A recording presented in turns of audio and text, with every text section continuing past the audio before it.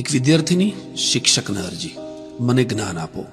વિજ્ઞાન તો હું વાંચી લઈશ, મારે શિક્ષા જોઈએ છે, પરીક્ષા નહીં. શિક્ષક તેના ઓબ્ઝર્વેશનમાં જ ઇવેલ્યુએશન કરી શકે છે.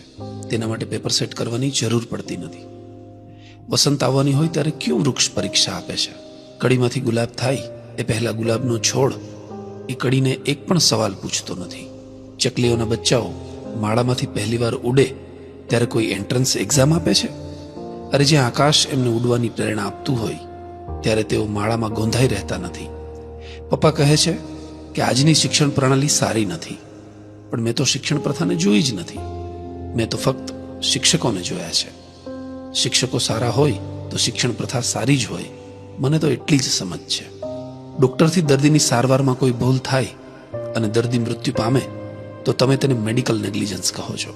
તો પછી શિક્ષકથી કોઈ બેદરકારી થાય તો તેને એજ્યુકેશનલ નેગ્લિજન્સ કેમ ન કહેવાય? મેડિકલ નેગ્લિજન્સથી તો ફક્ત એક જ વ્યક્તિ મરે છે, પણ એજ્યુકેશનલ નેગ્લિજન્સથી આખો સમાજ મરે છે. તમને મળેલી એ પીરિયડ્સની મિનિટ્સ દેશનું ભવિષ્ય બદલી શકે છે. આ વાતની તમને તો ખબર જ હશે ને? પ્રિય શિક્ષકો, મને ઇન્ફોર્મેશન અને નોલેજ વચ્ચેનો તફાવત ખબર નથી. એ તો તમારે જ સમજાવવો પડશે. પાઠ્યપુસ્તકો બોલી શકતા નથી. વિજ્ઞાનના પાઠ્યપુસ્તકમાં જિંદગી કેમ જીવવી એના વિશે તો ઉલ્લેખ જ નથી. સમાજના કોયડાઓ કેમ ઉકેલવા એવું તો ગણિતમાં એકેય ઉદાહરણ નથી. અમે તો વિદ્યાર્થીઓ છીએ, અમને ઉદાહરણ વગર ન સમજાય. જો ગણિત વિજ્ઞાનની ચોપડીઓ જ સમાજ ઘડતી હોત તો આ સો કોલ્ડ પેરાલાઇઝ સોસાયટીના બેડસોર અમારે વિદ્યાર્થીઓને જોવા ન પડત. જે મારામાં રોજ નવી કુતૂહલતાનું સિંચન કરે, મારે એવા શિક્ષક જોઈએ છે. મને જવાબ આપવા કરતા મારામાં જે સવાલો ઊભા કરે, મારે એવા શિક્ષક જોઈએ છે. જો 18 વર્ષની ઉંમર પછી લોકોને મત આપીને સરકાર ચૂંટવાનો અધિકાર છે, તો પછી અમને વિદ્યાર્થીઓને અમારી પસંદના શિક્ષકો ચૂંટવાનો કેમ અધિકાર નથી? સમાજના માપદંડો મારા ખભા ઉપર લાદીને મને અપાહિજ ન બનાવતા. વાલીઓની સાથે સાથે પ્રિય શિક્ષકો, તમને પણ કહું છું, તમારી જે કંઈ પણ અપેક્ષાઓ છે એને તમારી પાસે જ રાખજો.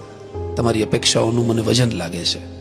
મારે દેશ ઉચકવાનો છે, ખોખલા વિચારો નહીં. વર્ગખંડમાં પ્રથમ કે દ્વિતીય આવવાના સપનાઓ આપીને મારી આંખોને બગાડશો નહીં. મારી આંખોને આંખોમાં સમાય નહીં એવા સપનાઓ આપજો. અશક્ય હોય એવી એક પણ શક્યતાને મારે ઓળખવી જ નથી. મારે વ્યક્ત રહેવું છે ભારત નિર્માણમાં. શિક્ષકો, તમે મને કરેલી સારી કે ખરાબ દરેક વાત મને આજીવન યાદ રહેશે. મારી માના ચહેરા પછી હું સતત જો કોઈ ચહેરો જોતો હોઉં તો એ એક સારા શિક્ષકનો છે. તમારી વાતો મારું વર્તન નક્કી કરશે. તમારો અભિગમ મારો પણ અભિગમ બનશે. પ્રાર્થના કરું છું, મારા મમ્મી પપ્પાએ મને સોંપ્યો છે તમને એવી ઉંમરમાં જ્યારે હું વળી શકું છું કોઈ પણ દિશામાં, ઢળી શકું છું કોઈ પણ આકારમાં.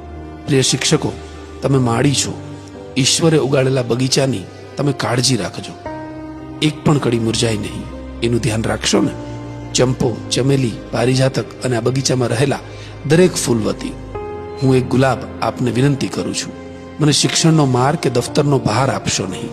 મને દંભીપણાનું આવરણ આપશો નહીં. મને વાતાવરણ આપજો કે જેમાં હું ખીલી શકું. સત્ય બોલવું સૌથી સહેલું છે, મને સતત એ સમજાવજો. મારી આંખોમાં આંસુ આવે તો મને ફક્ત રૂમાલ ન આપશો.